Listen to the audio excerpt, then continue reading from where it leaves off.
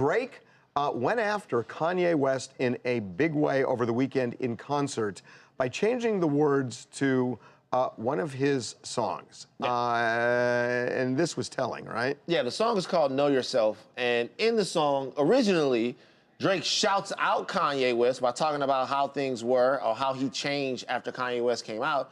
But he changed the lyrics to the song in Chicago this past weekend to diss Kanye. Here's the first song, and here's how Drake changed it. Had a job selling Jabot jeans. I had a yellow Techno Marine. Then Kanye dropped it was polos and backpacks. Had a job selling Jabot jeans. I had a yellow Techno Marine. Then Kanye flopped it was polos and backpacks. Man. That was when he was pushing the Subaru hatchback. I'm talking way before hashtag. Say what?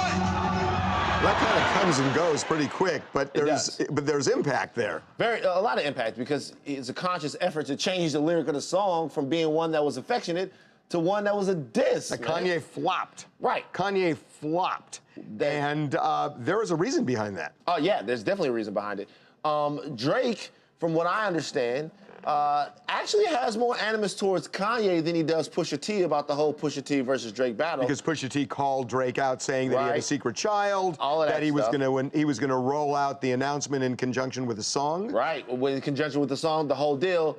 Drake feels as if Kanye West kind of fed Pusha T some of that inside information to make the diss song, which is called The Story of Adidon, possible. And Kanye produced that song for Pusha T. No, I don't think he produced the. Oh, I thought he produced that song. I don't think he produced the diss song. The diss song, he did the album, but not the diss. But it does kind of make sense, because we know that Drake went to Wyoming when Kanye was up there. We know the two of them were working on a project, so he probably shared some intimate details of his life, and maybe that's what happened.